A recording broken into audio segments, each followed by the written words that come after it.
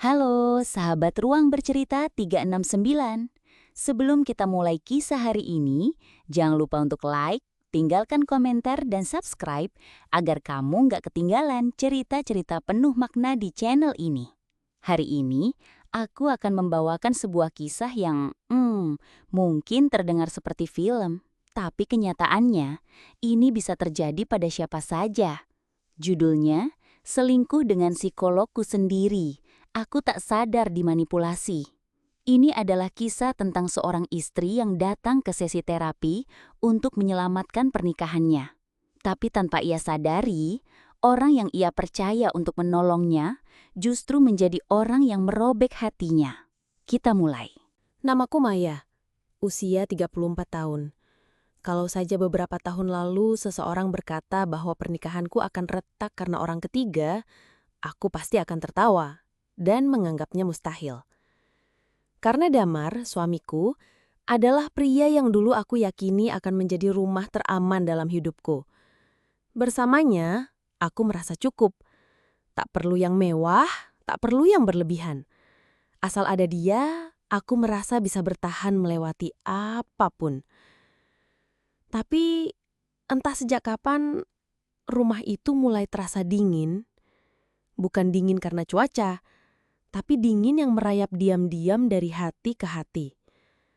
Bahkan pelukan yang dulu begitu sering ia berikan, kini terasa langka.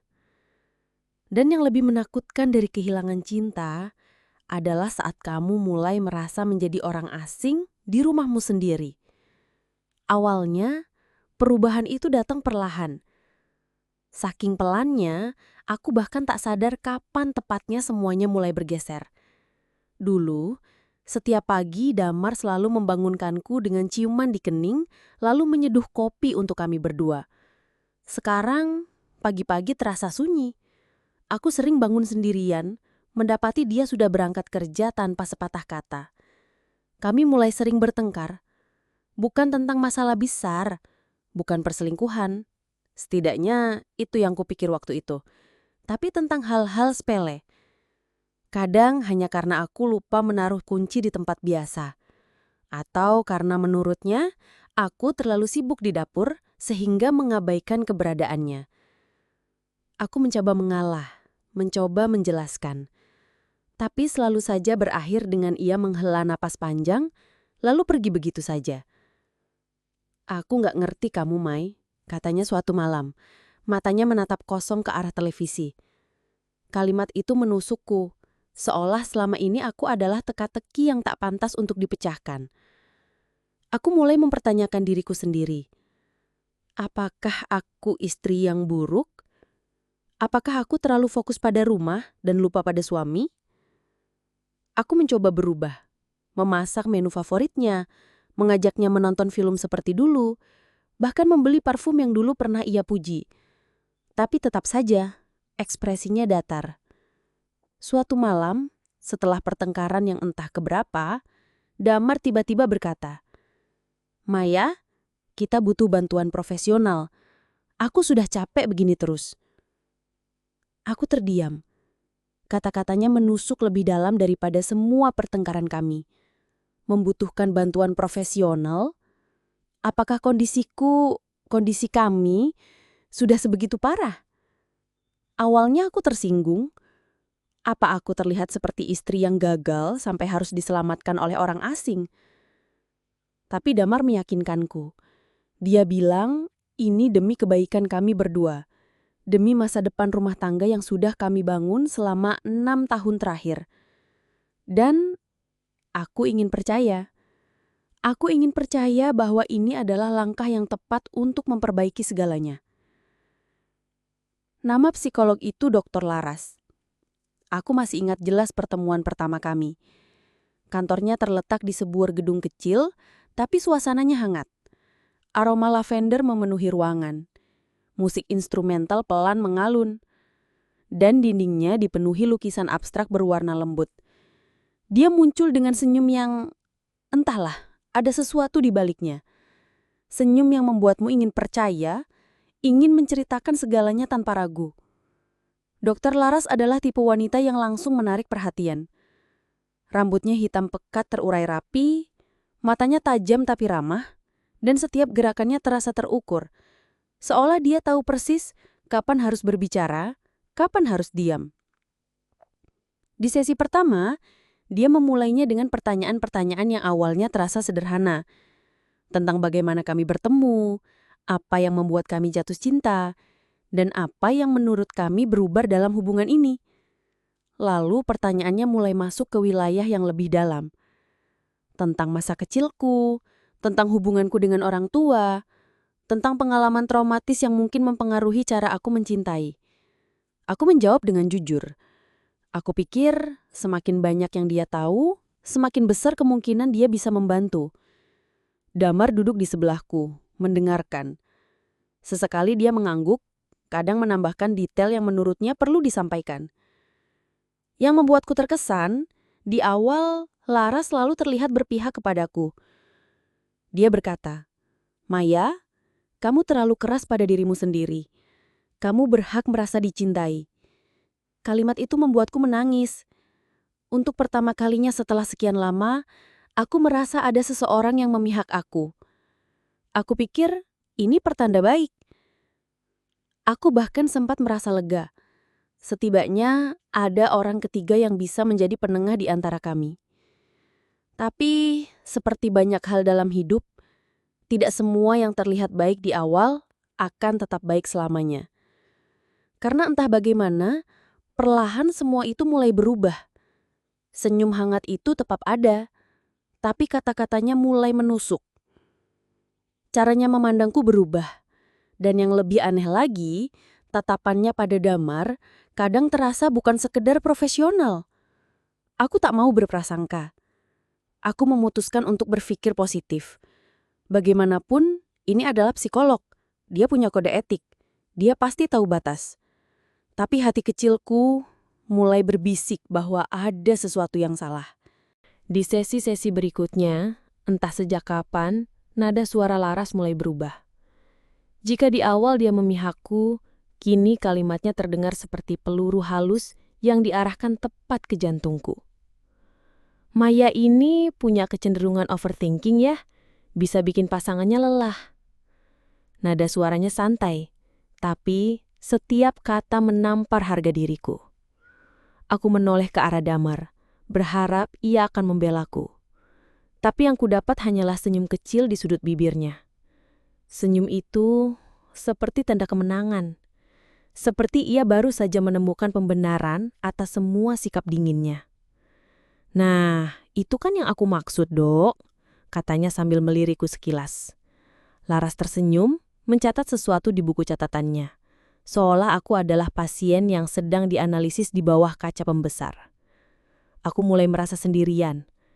Bahkan di ruang terapi yang seharusnya menjadi tempat aman, aku seperti orang asing yang diadili. Tapi aku bertahan. Aku bilang pada diriku sendiri, mungkin ini bagian dari proses penyembuhan. Mungkin aku memang perlu mendengar hal-hal yang tidak enak. Sampai suatu sore, semuanya mulai terasa aneh. Hari itu aku datang lebih awal. Ruang tunggu klinik sepi. Jam di dinding menunjukkan pukul 15.45, sedangkan sesi kami dijadwalkan pukul 16. Saat aku berjalan melewati lorong menuju ruang konsultasi, mataku menangkap pintu yang sedikit terbuka. Dari celah itu, terdengar suara tawa. Tawa Damar. Dan tawa Laras. Tawa mereka tidak seperti tawa formal atau basa-basi. Ada kehangatan di sana. Keakraban. Terlalu dekat. Terlalu hangat untuk sekadar hubungan pasien dan terapis. Langkahku terhenti. Aku berdiri di lorong itu.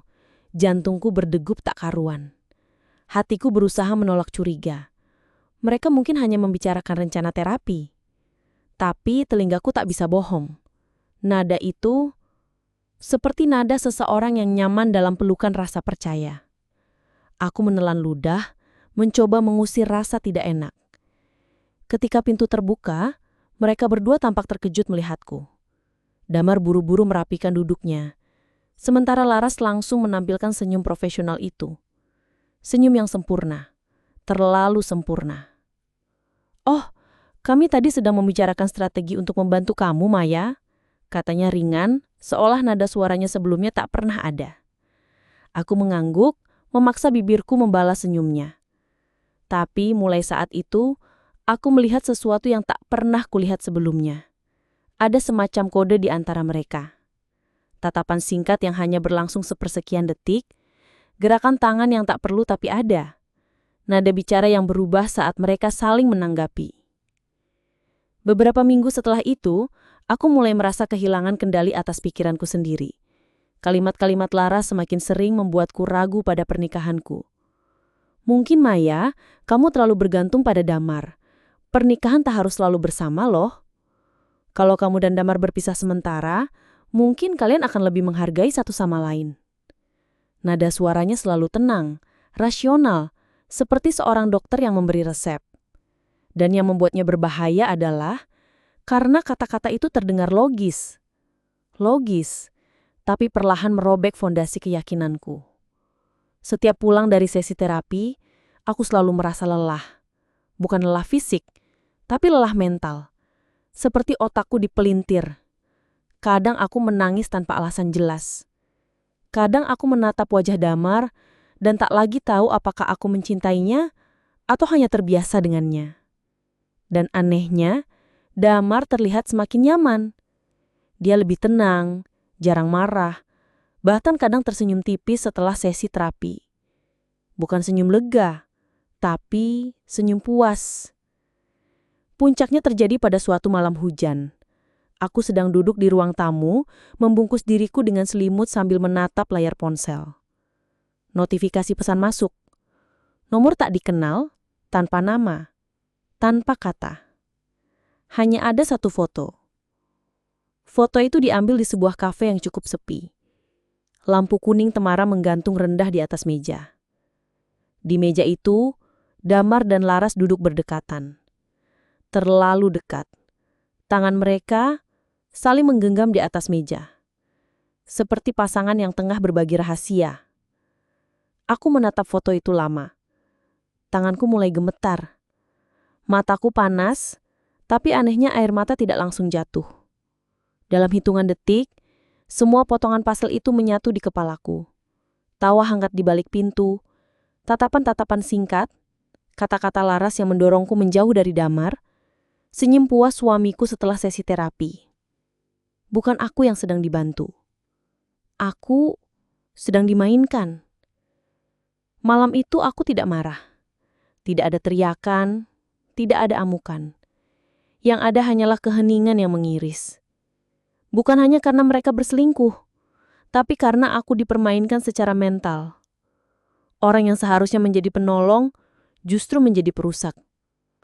Orang yang kukira netral, ternyata adalah lawan yang bersembunyi di balik meja konsultasi. Aku duduk di ruang tamu, mendengar suara hujan di luar. Di dalam kepalaku, hanya ada satu kalimat yang berulang. Jadi, ini yang kalian rencanakan dari awal. Saat Damar pulang malam itu, aku hanya memandangnya sebentar. Dia tampak terkejut melihatku masih terjaga. Aku tidak menanyakan dari mana dia, tidak menanyakan apa yang dia lakukan. Aku hanya berkata pelan, dengan suara yang bahkan tak lagi terdengar seperti suaraku. "Terima kasih, Damar. Terima kasih sudah menunjukkan siapa kalian sebenarnya." Malam itu aku tidak marah. Anehnya, justru yang kurasakan adalah kehampaan. Seolah semua emosi yang harusnya meledak telah dicuri habis sebelum sempat keluar. Hatiku hancur, tapi bukan hanya karena mereka berselingkuh. Lebih dari itu, aku merasa dirampok secara mental. Orang yang seharusnya menjadi penolong, seseorang yang kupandang sebagai pihak netral, profesional dan beretika, justru menjadi perusak. Seorang psikolog yang menyusup ke celah retakku lalu memperlebarnya, bukan untuk memperbaiki, tapi untuk mengambil sesuatu dariku. Aku duduk di ruang tamu malam itu, memegang ponsel dengan foto yang menjadi bukti pengkhianatan. Damar masuk, wajahnya tampak biasa saja. Tidak ada rasa bersalah di sorot matanya. Hanya sedikit gugup ketika melihatku menatapnya. Aku tak mengamuk. Tak ada drama teriak-teriak. Tak ada air mata histeris. Aku hanya berkata pelan tapi jelas. Terima kasih, Damar. Terima kasih sudah menunjukkan siapa kalian sebenarnya. Dia terdiam. Mungkin terkejut karena reaksiku tidak seperti yang ia perkirakan. Mungkin dia mengira aku akan menangis, memohon atau berdebat. Tapi tidak. Aku sudah lelah. Malam itu aku tidur sendiri di kamar tamu. Dan untuk pertama kalinya dalam beberapa bulan terakhir, aku tidur nyenyak. Bukan karena aku bahagia, tapi karena aku sudah memutuskan sesuatu di kepalaku. Esok paginya, sebelum dia bangun, aku mulai merapikan barang-barang pribadiku. Aku memutus semua sesi terapi, mengganti nomor telepon, menghapus semua kontak yang bisa menjadi jalur mereka untuk masuk lagi ke hidupku. Langkah berikutnya, mengurus perceraian. Prosesnya berat, melelahkan, dan menguras tenaga. Ada hari-hari aku merasa sangat rapuh. Hari-hari di mana aku hampir tergoda untuk menghubunginya lagi, entah untuk marah atau sekedar meminta penjelasan. Tapi aku tahu, setiap kali aku kembali, aku akan kehilangan sedikit lagi dari kewarasanku. Setiap langkah menjauh dari mereka adalah langkah menuju kebebasan. Dan aku memilih kebebasan. Dalam proses itu, aku menemukan satu hal yang tak pernah kupikirkan sebelumnya. Betapa mudahnya kita kehilangan diri sendiri ketika terlalu percaya pada orang lain. Manipulasi tidak selalu datang dalam bentuk teriakan atau paksaan. Kadang ia datang dalam bentuk senyum hangat, kata-kata yang terdengar pintar, atau saran yang terdengar logis, tapi perlahan membelokkan kita dari jalur. Aku mengingat kembali semua yang Laras katakan di ruang terapi. Kalimat-kalimat yang dulu kuanggap netral, kini terasa seperti racun manis. Pernikahan tak harus selalu bersama loh. Mungkin kamu terlalu bergantung pada Damar. Kalimat-kalimat itu adalah benih yang ia tanam di kepalaku, menunggu untuk tumbuh menjadi keraguan hingga aku mulai meragukan diriku sendiri. Dan Damar, dia bukan hanya berselingkuh fisik, tapi juga membiarkan pikiranku diacak-acak. Dia duduk di sana, di setiap sesi, pura-pura menjadi suami yang ingin memperbaiki hubungan, padahal yang ia lakukan adalah menonton perlahan istrinya dipatahkan oleh wanita lain dengan cara yang sangat halus. Kini ketika aku menulis ini, aku sadar, luka itu tidak akan hilang sepenuhnya. Tapi luka juga adalah pengingat. Pengingat bahwa hidupku tidak boleh lagi kuserahkan sepenuhnya kepada siapapun. Pelajarannya jelas. Jangan pernah memberikan kendali hidupmu sepenuhnya pada orang lain, meski mereka terlihat pintar, berpendidikan, atau baik hati. Tetap dengarkan kata hati. Kenali tanda-tanda manipulasi. Berhenti percaya membabi buta hanya karena seseorang terlihat berwibawa. Jika ada yang mulai membuatmu ragukan wilayah dirimu, berhentilah sejenak. Tanyakan pada diri sendiri, apakah ini benar-benar untuk kebaikanku atau untuk keuntungan mereka? Aku tidak akan berpura-pura mengatakan ini mudah. Proses meninggalkan hubungan toksik, apalagi yang penuh manipulasi emosional, adalah perang melawan dua hal sekaligus. Orang lain dan dirimu sendiri. Tapi aku bisa berdiri hari ini karena aku memutuskan untuk tidak lagi menjadi pion dalam permainan mereka. Dan untukmu yang mungkin sedang mendengarkan cerita ini sambil mengingat wajah seseorang, entah pasanganmu, temanmu, atau bahkan terapis yang seharusnya menolongmu, ingatlah satu hal. Orang yang memanipulasi tidak akan berhenti sampai kita berkata cukup. Aku sudah mengatakannya. Dan itu adalah kalimat paling membebaskan dalam hidupku. Sekarang aku ingin menutup ceritaku di sini. Semoga kamu yang mendengar bisa mengambil hikmahnya. Jangan biarkan siapapun mengendalikan hatimu, pikiranmu, atau hidupmu hanya karena mereka memakai topeng kebaikan. Hidupmu, milikmu sepenuhnya. Dan sebelum kamu pergi, jangan lupa untuk like, komen, dan subscribe channel Ruang Bercerita 369 supaya lebih banyak orang yang bisa belajar dari kisah-kisah seperti ini. Sampai jumpa di cerita berikutnya. Tetap kuat, tetap waras, dan tetap milik dirimu sendiri. Itulah kisah hari ini, sahabat Ruang Bercerita 369. Dari perjalanan Maya, kita diingatkan bahwa kehidupan tak selalu memberi kita pelukan dari orang-orang yang kita harapkan. Kadang, yang menyakiti kita justru adalah mereka yang kita beri tempat paling hangat di hati. Mereka datang dengan senyum, dengan kata-kata manis, bahkan dengan topeng seorang penyelamat. Tapi diam-diam, merekalah yang membakar jembatan di belakang kita. Kisah ini bukan sekadar tentang perselingkuhan. Ini tentang bagaimana kepercayaan bisa disalahgunakan. Bagaimana seseorang bisa masuk ke dalam hidup kita, mengetahui celah rapuh kita, lalu memanfaatkannya untuk keuntungan mereka sendiri. Maya percaya pada Damar karena dia adalah suami yang pernah ia cintai. Maya percaya pada Laras karena ia adalah profesional yang seharusnya menjaga kode etik dan empati. Tapi kepercayaan itu dijadikan senjata.